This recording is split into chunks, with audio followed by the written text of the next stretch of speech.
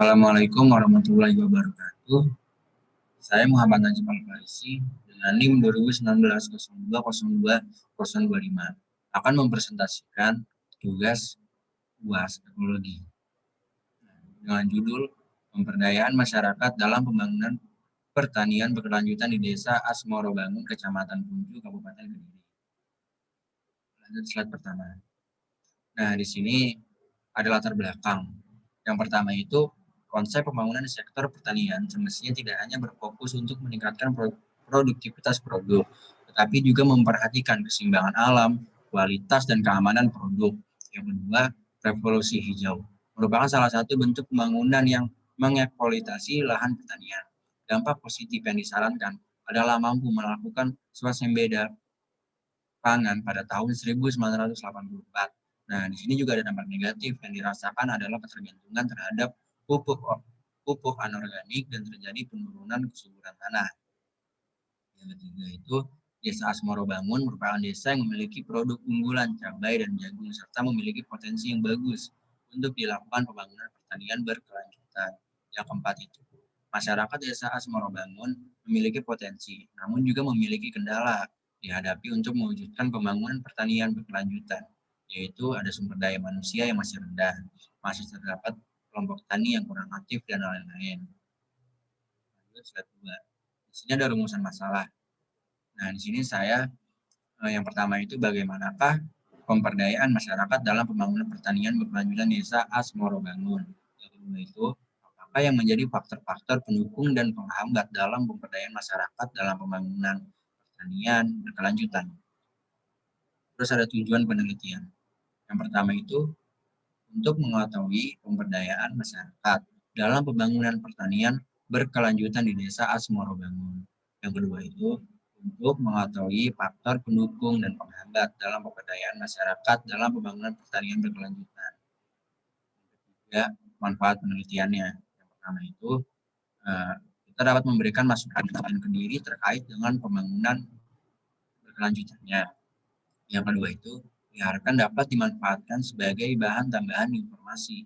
Yang ketiga, diharapkan mampu memberikan wawasan dan pemahaman terhadap pembangunan pertanian berkelanjutan sebagai bekal untuk masyarakat. Lanjut.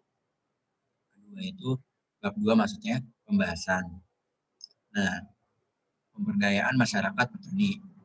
Pemberdayaan yang dilakukan untuk masyarakat petani Desa Asmorobangun akibat dari dampak negatif penggunaan pupuk anorganik pada masa revolusi hijau yang sekilas dijelaskan pada latar belakang. Maka proses pemberdayaan juga dapat dilakukan dengan 3 tahap, yaitu dari yang pertama, tahap penyadaran, tahap pengkapasitasan, dan yang ketiga itu tahap pendayaan.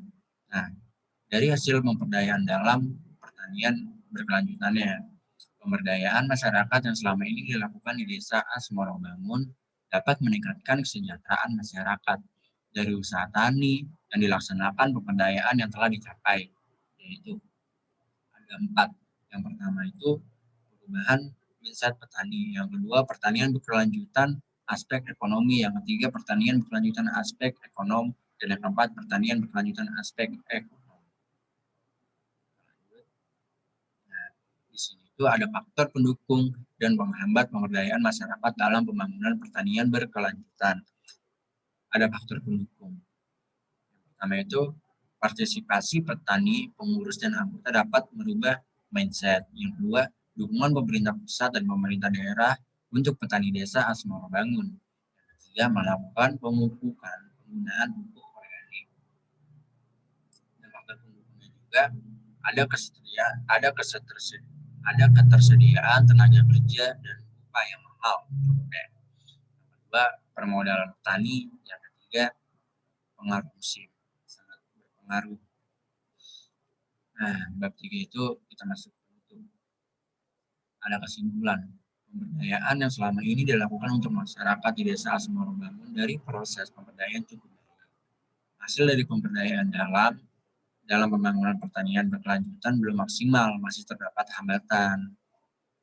Yang kedua, faktor penghambat yang dihadapi oleh masyarakat yaitu adaptasi dengan memaksimalkan sumber daya pendukung dan faktor-faktor pendukung lainnya.